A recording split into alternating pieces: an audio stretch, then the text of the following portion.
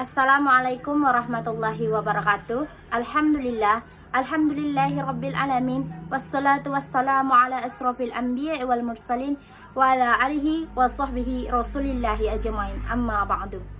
Perkenalkan, nama saya Mirna Dewi Putri. Saya mahasiswa dari Perguruan Tinggi STAI Al-Kifayah Riau, kelas D22 daring, ingin membahas keutamaan membaca Al-Quran dalam hadis Rasulullah SAW. Banyak sekali keutamaan membaca ayat Al-Quran, baik secara umum maupun secara khusus. Membaca Al-Quran sendiri adalah ibadah utama di antara ibadah-ibadah yang lain.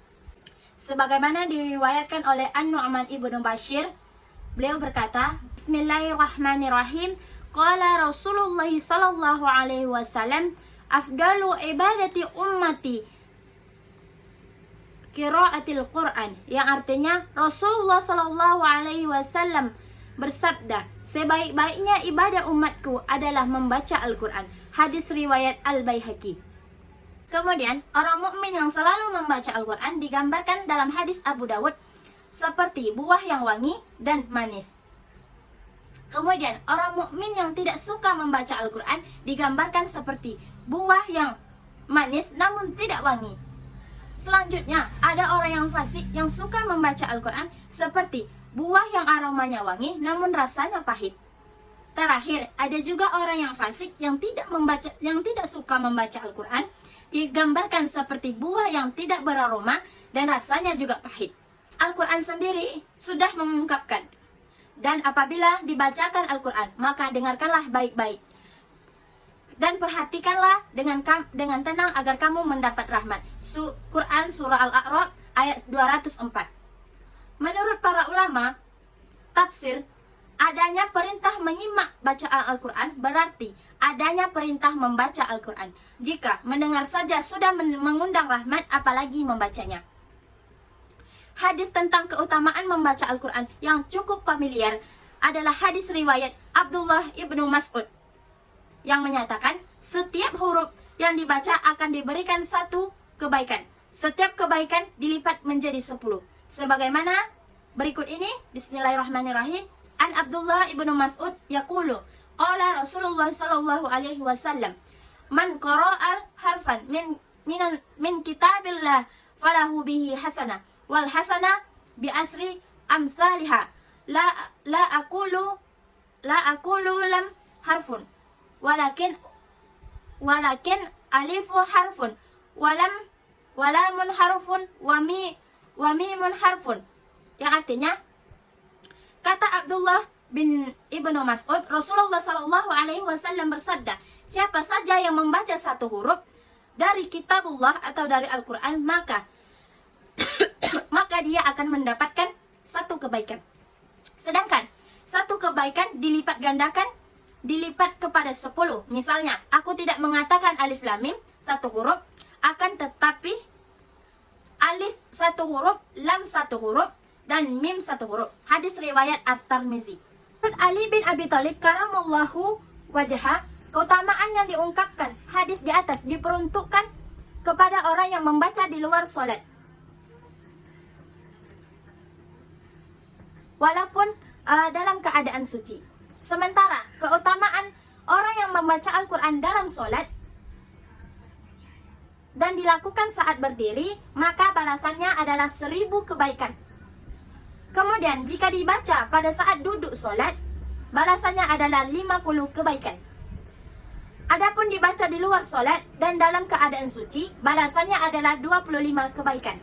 Sungguh Allah Maha Kuasa melipat balasan atas kebaikan hambanya. Lihat As-Said Abdullah ibnu Alawi ibnu Muhammad Al-Haddad, Risalatul Mu'amanah halaman 9. Dalam hadis yang lain, keutamaan membaca Al-Quran disebutkan Rasulullah sallallahu alaihi wasallam, siapa yang membaca Al-Quran 100 ayat dalam satu malam, maka akan dicatat untuknya ketaatan satu malam itu. Hadis riwayat Ahmad. Dalam riwayat lain disebutkan, siapa yang membaca 100 ayat dalam satu malam, maka tidak tercatat sebagai orang yang lalai. Adapun riwayat lain mengatakan, ketika seorang hamba menghatamkan Al-Quran, maka di penghujung katanya sebanyak 60.000 malaikat akan memohon ampun untuknya. Hadis riwayat Ad-Dailami. Tak hanya itu, Al-Quran juga memberikan syafaat pada hari kiamat bagi siapa saja yang membacanya. Sebagaimana hadis dari Abu Umamah Al-Bahili, An Abi Umamah Al-Bahili, qala Rasulullah sallallahu alaihi wasallam, Aqra'ul Quran fa innahu ya'ti syafi'an yaumal qiyamah li sahibi.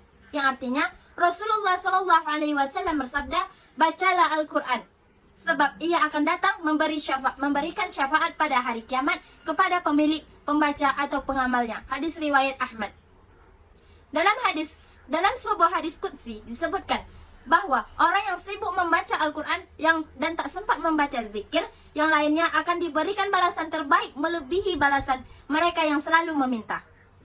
Sebagaimana riwayat Abu Sa'id dari Rasulullah SAW, Allah berfirman, Bismillahirrahmanirrahim. Yaqulullah ta'ala man syaghalahu qira'atul Qur'an an zikri wa mas'alati a'taituhu afdalus sawabis sa'ilina wa fadalul Qur'an ala syairil kalami kafat lillah ala hulqi. Artinya, Allah berfirman, siapa saja yang disibukkan membaca Al-Quran hingga tak sempat berzikir yang lain kepadaku dan meminta kepadaku, maka Allah akan memberikan balasan terbaik bagi orang-orang yang meminta. Ingatlah keutamaan membaca Al-Quran atas kalimat-kalimat yang lain seperti keutamaan Allah atas makhluknya. Hadis riwayat Al-Baihaqi.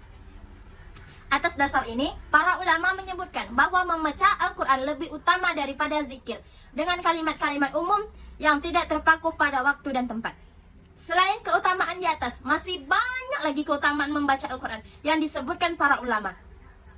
Di antaranya, dapat melembutkan dan menerangi hati, memfasihkan lisan, memudahkan urusan, dan terkabulnya berbagai permintaan.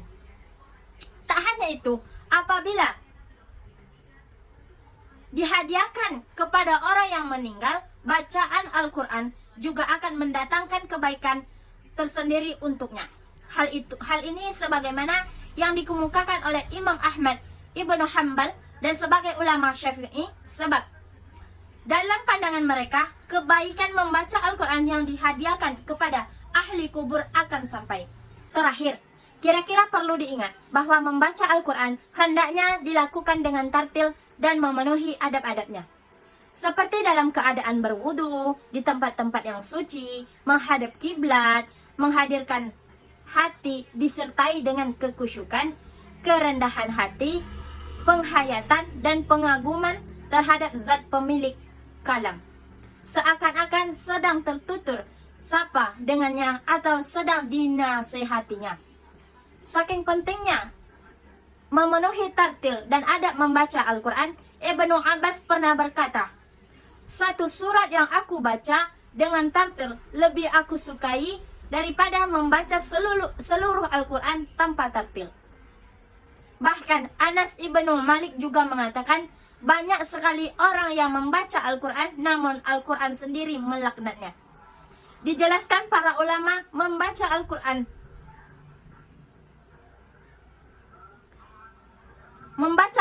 yang dilaknat oleh Al-Quran tersendiri adalah membaca asal-asalan tanpa adab.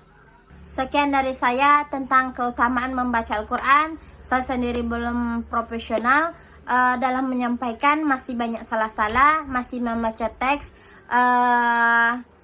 Saya hanya manusia biasa yang tak luput dari kesalahan. Wabillahi taufik wal hidayah. Assalamualaikum warahmatullahi wabarakatuh.